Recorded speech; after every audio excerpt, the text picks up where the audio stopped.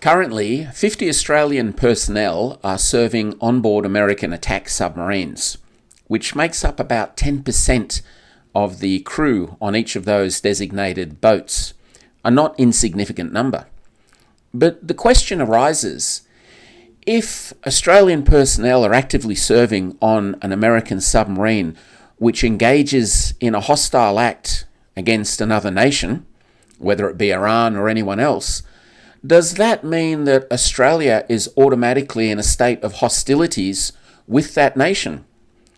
Or alternatively, if a US submarine captain gives an order to an Australian officer or serving personnel that contravenes Australia's international agreements, laws, or our stance on various issues, do our personnel have the right to refuse to carry out that order if they deem it to be unlawful?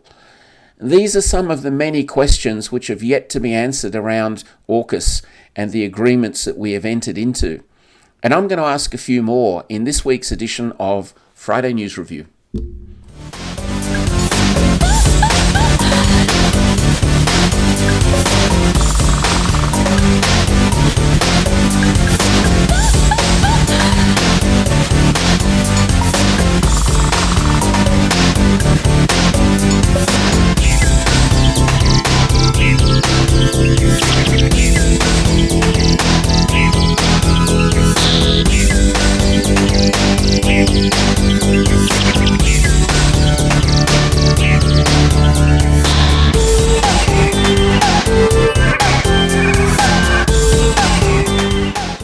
Okay, Friday the 7th of August. Welcome to the program, How the Year Does Fly. This week's a little bit behind schedule because I actually was going to title this week's episode Zionism is Cancer, because Zionism is infesting what was once a healthy democratic body, the Australian legal system. Like a cancer, it's eating us from the inside out. I've just learned that the police will soon, or they've got a proposal before Parliament, legislation is being tabled that will allow New South Wales Police basically to walk up to you without a warrant, grab your phone and demand that you open it and allow them to go through your phone. Ladies and gentlemen, this is the very definition of a totalitarian society. Everything that we were brought up to believe we had to fight against, we're actually now creating on our own shoreline. So that will be the next episode, because that's something we really need to look at, and we really need to put these Zionist bastards in their place because they're destroying our democracy from within. However, this week, this is the document I've actually submitted to the Australian Public Inquiry on AUKUS, which I'm attending in Sydney on Monday, by the way, if anyone wants to come and say hi. And in researching this submission that I made to the AUKUS inquiry, I came across a few things that I don't know if people are really aware of or have really thought out too clearly. So I want to go through a few points with you. And although there's a lot of concern about AUKUS, justifiably, I think some things have been missed out. One of the first things I'm interested in is how are we going to crew these submarines? Now, I don't know if any of you know, but the stated standard complement for a Collins-class submarine, our current boats, is 48 personnel. They're, by international standards, they're very economical in terms of crew. And we've got 6 of those. Now we want to go to 8 vessels, 2 more boats, and a Virginia-class submarine has in the region of slightly over 130 crew required to operate it. It's almost bordering on 3 times the crew of our current submarine force. So where is all this extra personnel going to come from? And of course the question begs, in our entanglement with the US Navy, just how many United States sailors and officers are going to actually be operating our so-called sovereign independent fleet of submarines? The question begs. Also, one of the other issues that we've had with AUKUS, and as we all know, the original contract, which was negotiated by Malcolm Turnbull, would have given us 12 French-built boats. We would have constructed part of them here using apparently highly secretive French metallurgical techniques, which they were going to share with us. in a contract which allowed us at any change and at any time and without any cost to switch directly to nuclear propulsion, if we so choose, that was going to come in at 90 billion. I think the original cost estimate was 50, and by the time it was all said and done, we were looking at 90 billion. A not insignificant sum, a tidy sum, as you might say, but certainly far short of the 370 billion that we've pledged to AUKUS. But the issue was, or is, had we gone with the French boat, which was a modified version of their nuclear submarine, it was essentially called the short fin Barracuda class, and had we switched to nuclear propulsion at any time, should we so desire, we would have been using what's called low-enriched uranium. That's a uranium fuel which is enriched to technically under 20%, counts as low-enriched uranium. The French boats use a reactor which runs at about 6%, apparently. And that means that it would need refueling approximately every 10 years, and that would require about 4 months of work. It's quite complicated, as you might imagine, to defuel and refuel a nuclear reactor. The other option, of course, with the Virginia class and the future SSN AUKUS, is that we will be using highly enriched uranium, which is enriched above 90%. And you may recall the big debacle recently when Iran was talking about enriching to 60%. 90% plus is considered weapons-grade material. So we will be operating submarines that essentially have the equivalent of a nuclear bomb on board. Now, the danger with this is, whilst they're contained in their reactors on board, and they are relatively, and I use that word very, very advisedly, relatively stable in that form, they don't present too much of a risk in terms of being turned into nuclear weapons.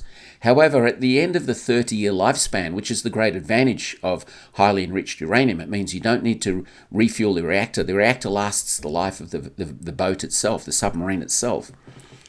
We need to take that fuel and we need to dump it somewhere. And we need to keep it for just a few years. And just a few years means the half-life of uranium-235 is 700,000 years.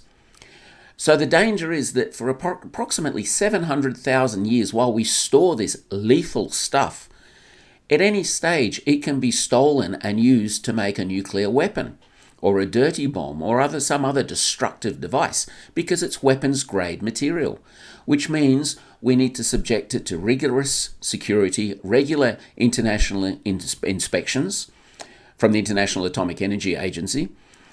And who's going to pay for all this?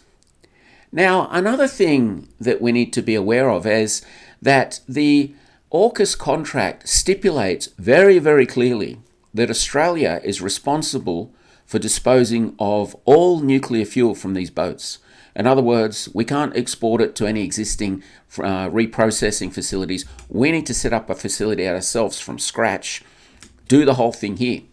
Now, if that's not dangerous and expensive enough, who wants to hear the news that they're going to put a nuclear waste dump up the road?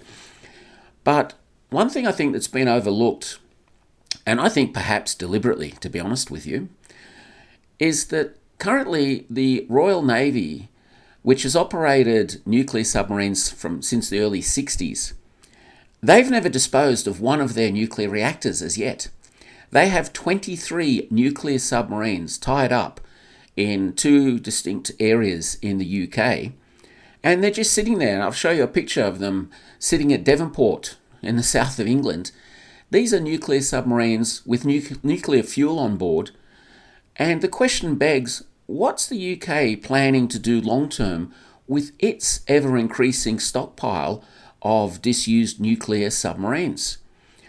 And my bet, ladies and gentlemen, and it's only a bet, is that the AUKUS nuclear submarine fuel dump will soon evolve. And that will mean that not only are we storing nuclear fuel from our own boats, we'll end up being a repository for the United Kingdom's fleet of nuclear submarines. And we're going to end up with more nuclear fuel than we know what to do with. And I don't think anyone's been honest about that. I don't think anyone's talked about that. And I think that's something we need to think about very, very seriously. Point number 3, the list goes on. Currently, Australian naval personnel are serving on board Virginia-class submarines to learn how to operate them. Now, on the one hand, I'm a former assessor and trainer. I understand the advantage of having real-world training. Clearly, it's much more instructive, it's much better than having textbook and classroom learning when you can put your people on an existing submarine similar to the type they're actually going to operate and give them hands-on real-world experience. But there are a few legalities that I don't think have really been thought out very clearly, much like the entire AUKUS project, to be honest. But our crew make up approximately 10 to 12% of the boats, the American boats they're deployed on, which is not an insignificant number. And when they're operating, well, we have to assume they're operating under command of an American captain. So if they're given an order to do something which contravenes international law, Australia's own national law, or abrogates any of Australia's international agreements, treaties and undertakings, do our sailors have the right to refuse to carry out that order? Or is that a court-martial offence? And if in doing so they're involved in actions which constitute aggression against a third party, and as we know with the recent submarine sinking of the Iranian frigate Dina in international waters, does that then mean that Australia is in conflict or in a state of war with such a said third party? And as I say in my report, I dare say I think the third party may adopt that assumption.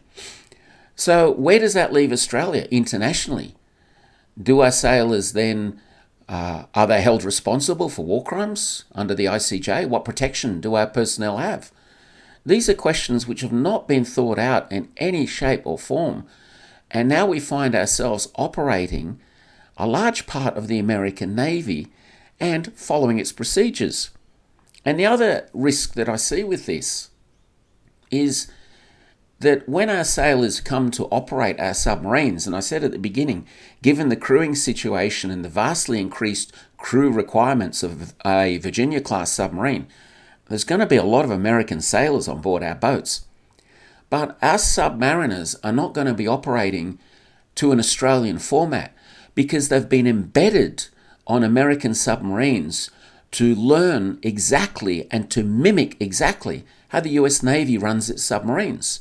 So they will in effect be following USN procedure when they're on Australian flag vessels. They will be operating as the US Navy operates. That's a big bit of indoctrination that we need to be very careful and we need to think about. The more you look into AUKUS, the murkier it gets. And given that it was actually a dream thought up by a most deceitful, a most dishonest and a most inept Prime Minister in history, it's not surprising, is it? Then we have to look at the construction issues. Under AUKUS, we have pledged to give $9.7 billion to US and UK shipbuilders. We are taking vast sums, nearly $10 billion of taxpayers' money, public money that you and I own, and we are gifting it to private shipyards, private entities and companies in the United Kingdom and in the United States. The question begs, why? We pay for the submarine. We don't pay for you to build it. We just pay for the boat. Now, in the case of the Americans, we were told that by giving this vast sum of public funds to probably Huntington Ingalls, I would imagine, is the company that's going to get it, that builds their submarines, their nuclear submarines, that was to build resilience within the American shipbuilding industry so that they had the ability to build as a brand new AUKUS boat because they were so far behind in their own building program. And in my submission, I've researched that the Americans themselves say that in order to meet their own submarine building requirements and provide submarines for the AUKUS program, they need to produce about 2.33 boats per year. What are they producing at the moment, ladies and gentlemen? barely one. So we're throwing all this money to help America build more submarines for itself. And then, of course, then the kicker comes out, doesn't it? That the third boat of the AUKUS program, which was supposed to be this new Block 6 Virginia-class submarine, bells and whistles, heated leather seats, no doubt. Well, now the Americans have decided that they can't really do that, so that's going to be replaced with a second-hand, older boat of a less advanced nature. So do we get any of that money back that we gave to Huntington Ingalls to build, or to General Dynamics Electric Boat Division to build these things, since they're now not going to build us one? No, we don't. Because, ladies and gentlemen, the key fact of AUKUS is that it commits Australia to providing vast sums of money to the United Kingdom and the United States. It commits the United Kingdom and the United States to absolutely nothing. There are no clauses that enforce penalties for not delivery. If they slip on their delivery dates, there's no slippage fees. Normal contracts have all these things included. You think of it, ladies and gentlemen. If you sign a contract to order something, if it doesn't turn up, and you're talking something big, we're not talking about, a new couple of plates or a knife and fork from Amazon. If you're building a house and the contractor says, I can't provide the agreed date, well, then there's a penalty clause. There's a payment fee. There is a financial penalty for not providing anything in a contract, but not with AUKUS. There is no financial penalty. The United States could not deliver a single thing. And we just have to walk away and go, well, that was $10 billion down the drain. This is the stupidity of AUKUS. It has to be, without doubt, the worst, the most inept, the most ridiculous contract in military history. It is a sham.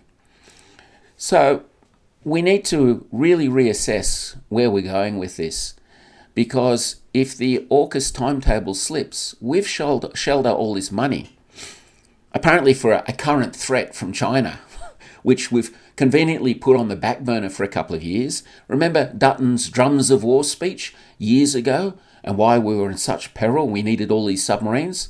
Well, it seems like we can wait to the 2040s, 2050s now, doesn't it?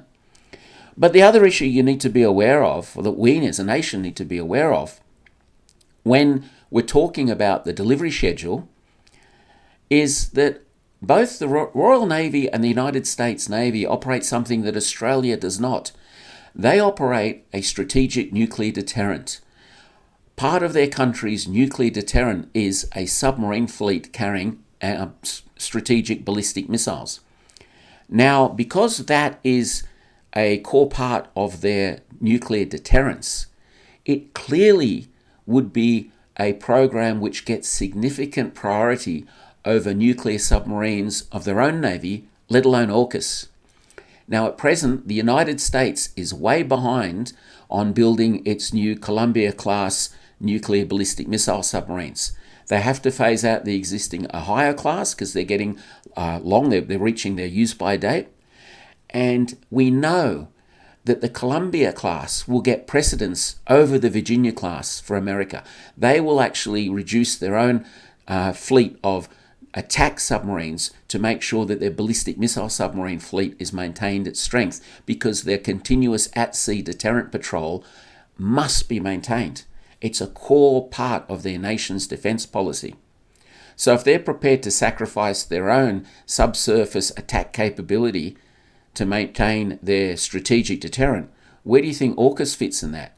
Do you think they're going to worry too much about us?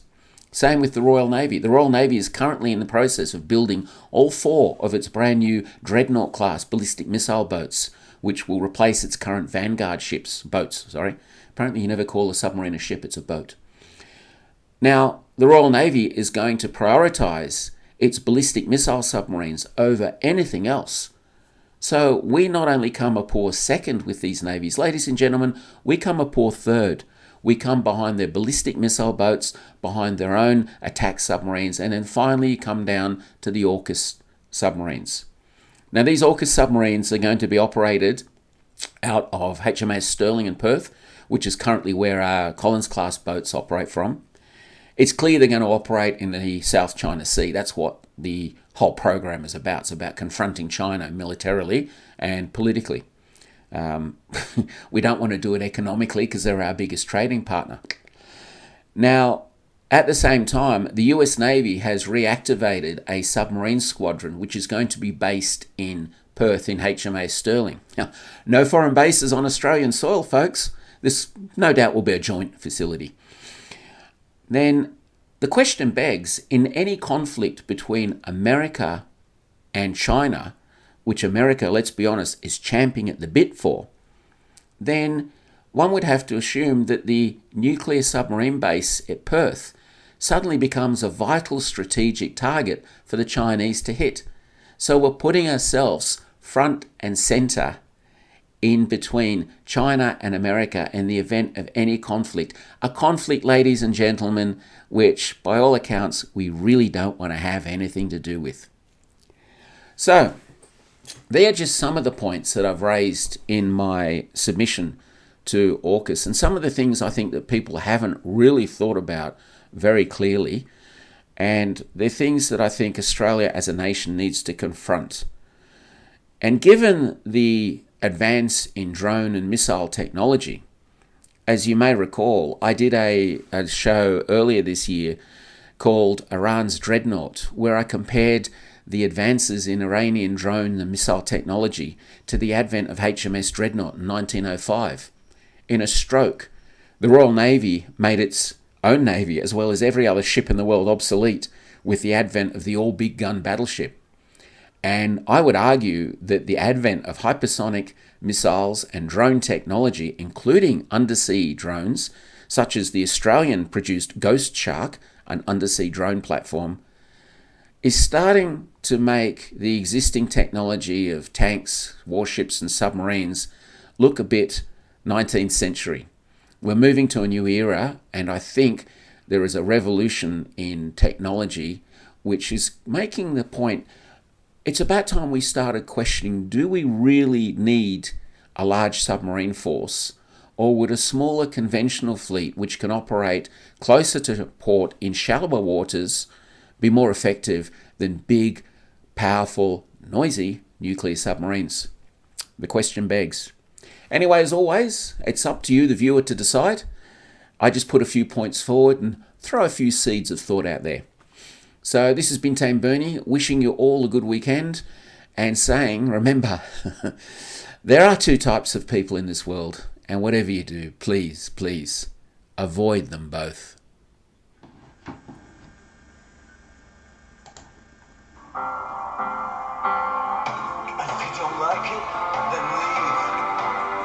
Or use your right to protest down the street. Use your right, but don't imagine